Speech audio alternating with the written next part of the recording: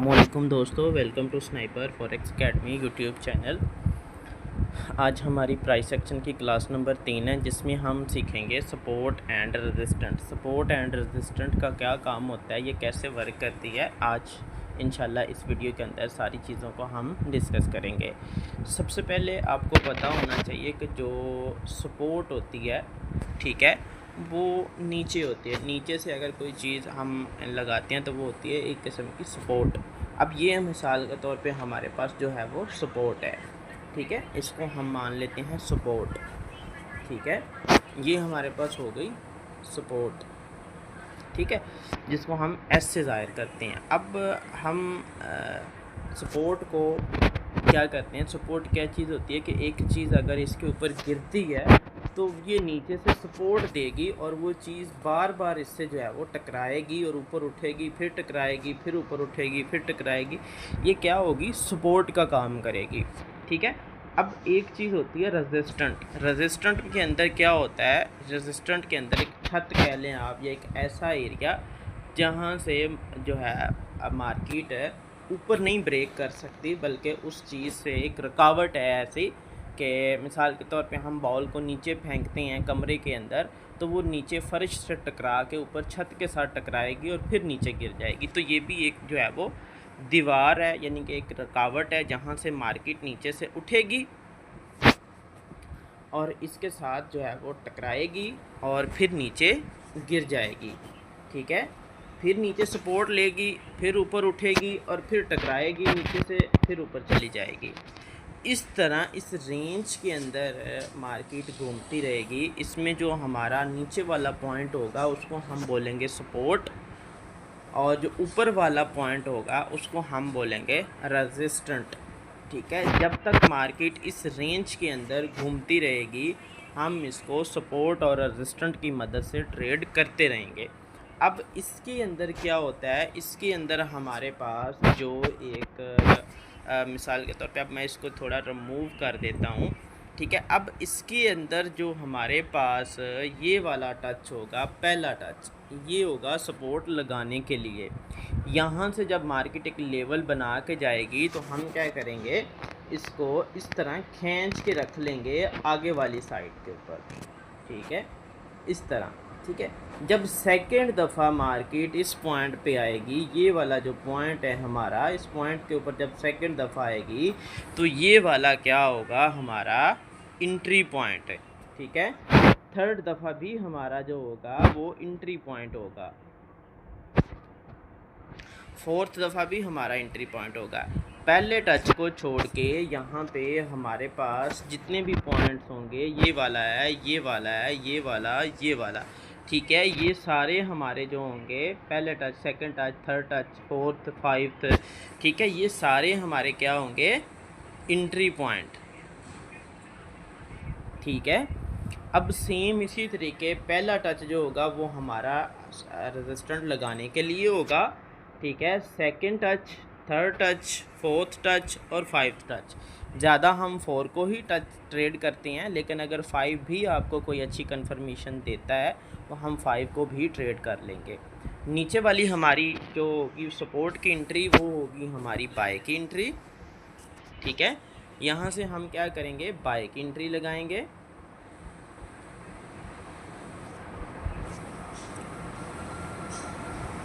Bye, ठीक है। और यहाँ से हम लगाएंगे सेल, ठीक है। ऊपर रेजिस्टेंट से हम करेंगे सेल और नीचे से हम करेंगे बाय, ठीक है। इसमें पहले टच को छोड़ के सेकंड, थर्ड, दूसरा, तीसरा, चौथा, पांचवा, यहाँ तक आप जो है वो ट्रेड कर सकते हैं। ये आपकी सपोर्ट रेजिस्टेंट होगी। सपोर्ट पे बाय, रेजिस्टेंट पे sell, second touch, third touch, fourth touch, ठीक है, ये आपके एंट्री पॉइंट होंगे पहले पॉइंट को छोड़ के।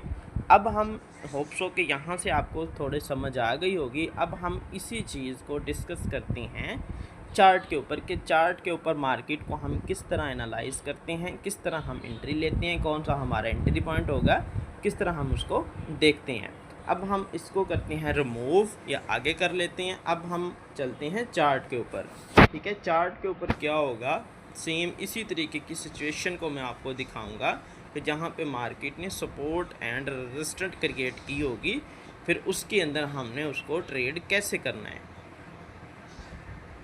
हम थोड़ी अच्छी सी देख लेते हैं। हम निकाल लेते हैं करेंसी पेयर्स होते हैं जिनके साथ USD लगा होता है। ये थोड़ी बूम क्रैश की मार्केट थी, तो हम अब जिस तरह ये है, ठीक है, अब मैं यहाँ पे लगाता हूँ सपोर्ट। ये मिसाल के तौर पे अब मेरी है सपोर्ट, ठीक है।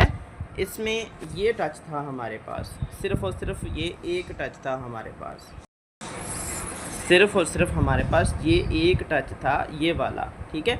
अब मैंने क्या किया, यहाँ से इसको खींच के इस तरह आगे रख लेंगे।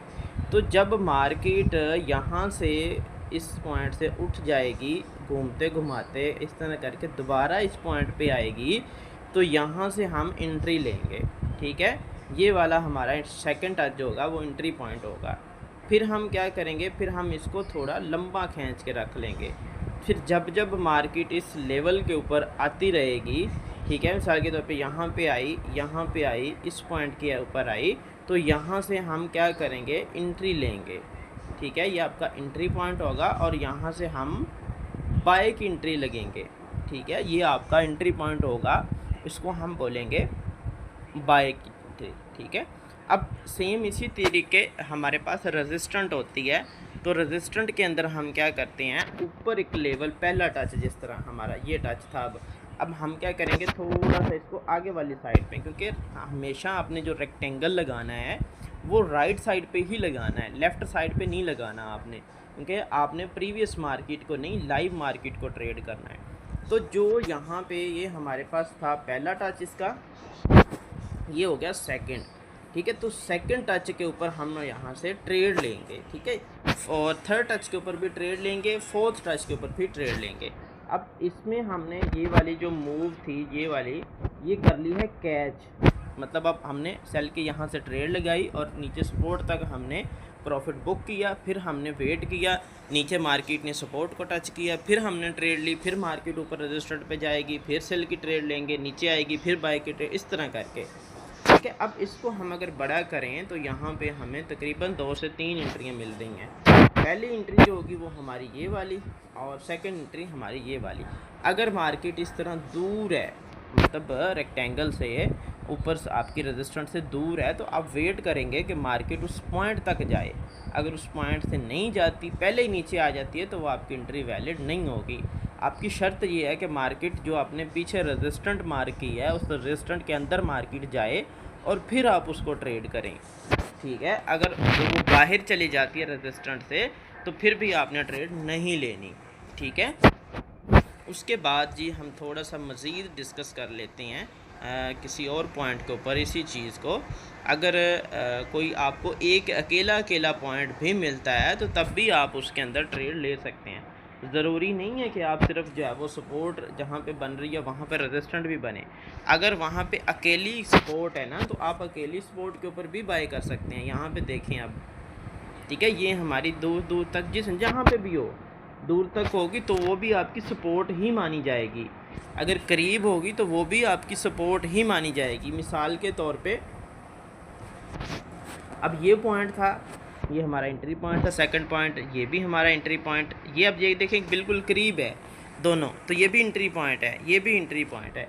अगर मार्केट मिसाल के तौर पे यहाँ से उठती है और इधर गिर जाती है तो टच तो सेकंड होगा, तो ये भी आपका एंट्री पॉइंट होगा। फिर मार्केट उठती है फिर गिर जाती है तो ये भी आपका एंट्री पॉइंट होगा, ठीक है। तो यहाँ से आप सपोर्ट से बाय की ट्रेड और रेजिस्टेंस से सेल की ट्रेड, अगर एक ही जगह के ऊपर जिस तरह अब ये बाय की एंट्री मिल रही है तो आप बाय की ही लेंगे। अगर सेल के ऊपर से नहीं मिल रही तो आप मिस कर देंगे, कोई मसला नहीं, सेल की नहीं लेंगे तो कोई इशू नहीं होगा, ठीक है।